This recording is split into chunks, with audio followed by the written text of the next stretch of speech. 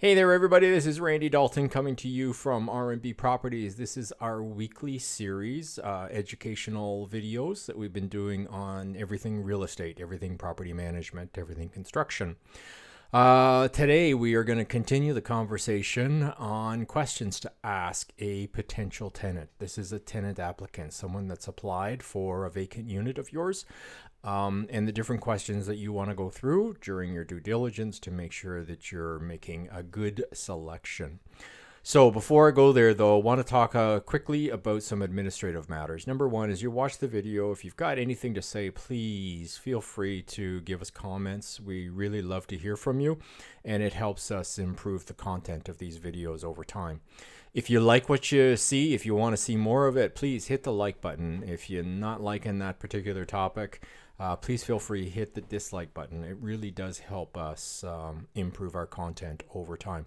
The other thing is, of course, we are looking to add to our subscriber base. So if you like this content and you want to see more of it, hit the subscribe button so that you get notifications as these videos get posted on YouTube. So enough administrative matters. Let's get on to it. So question number 4, a lot of people are probably wondering, Randy, when are you going to get to asking or calling current landlords, previous landlords? Well, today's the day. Today's the day. We are going to pick up the phone and start calling those landlords and finding out a little bit more information on that particular tenant. So a couple things I want to talk about. I have in the past done presentations at RAIN, done presentations at various networking groups, and I've always said, pretty much ignore anything the current landlord has to say. And I almost go to the point of saying, you know what, don't even bother calling the current landlord, just go right to the previous landlord. And the reason is current landlords have skin in the game. And if they've got a really bad tenant, they may not want to tell you they've got a really bad tenant. It might be just because they don't want to say bad things. It might be because they don't want to get themselves into trouble. It might be that they just want to get rid of this person and they're going to say some nice things about them, just hoping that you'll take them. So never like talking to the current landlord in the past. But today, I'm going to change things up a little bit. And why am I going to change things up a little bit? Well, there's a little thing out there going on in the world called COVID-19. I don't know if you've heard of it or not, but it's creating a lot of havoc in a lot of different places. And, honestly, we've been blessed.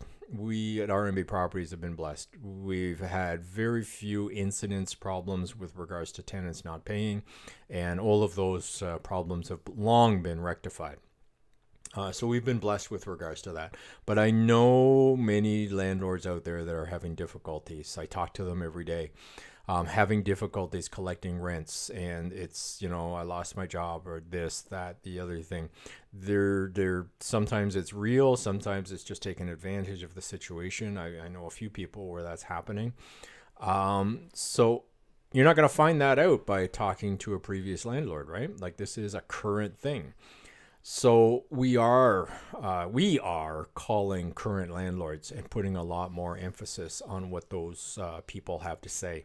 And we are asking very tough questions, very specific questions about COVID-19. Have there been any problems in terms of payment? Has there been a payment plan structured? Have they honored the payment plan?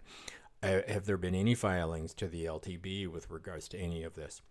You got to ask some pretty tough questions and get right down into it to be able to verify that, there are no issues like that.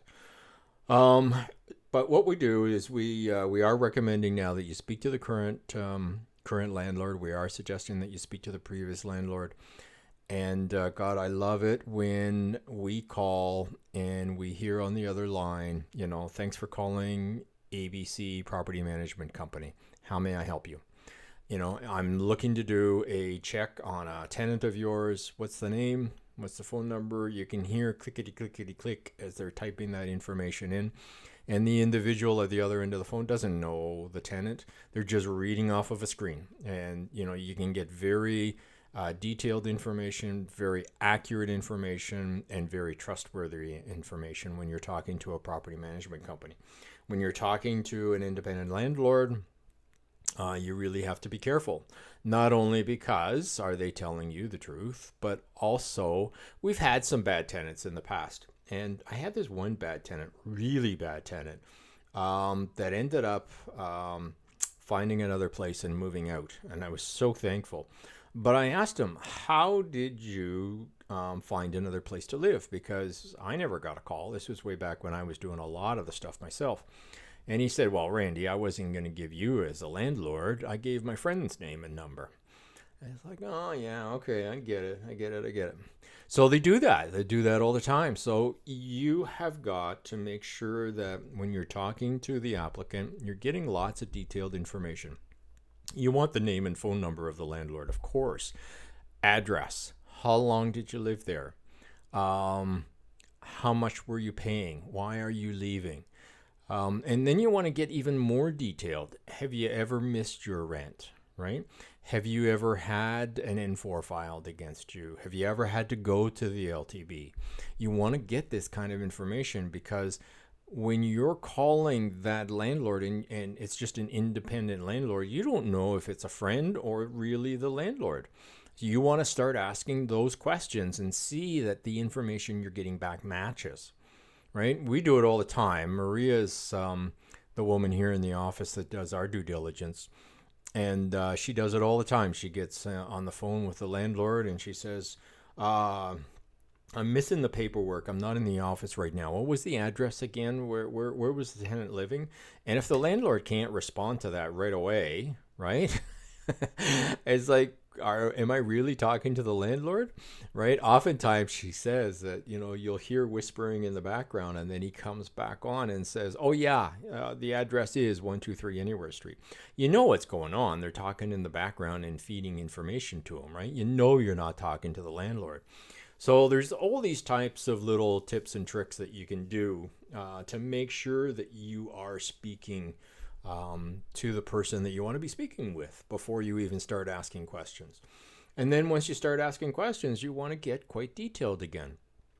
It's not just were they a good tenant, but did you ever have to file an N4? Did you ever have to file with the landlord tenant board? Did you ever have to go to a hearing?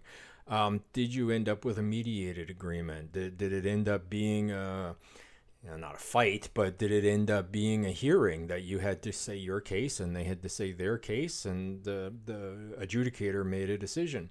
This is all valuable information, right, for you in terms of being able to make a decision. The other thing that you want to think about and ask is not just about rents, but have you done inspections? What were the results of those inspections? Have you ever had an issue of just uncleanliness in the unit? Have you ever had an issue of hoarding? Have there ever been any issues with regards to bed bugs or cockroaches or rodents? Rodents may be a different issue because right now they're everywhere and we're all having problems with that.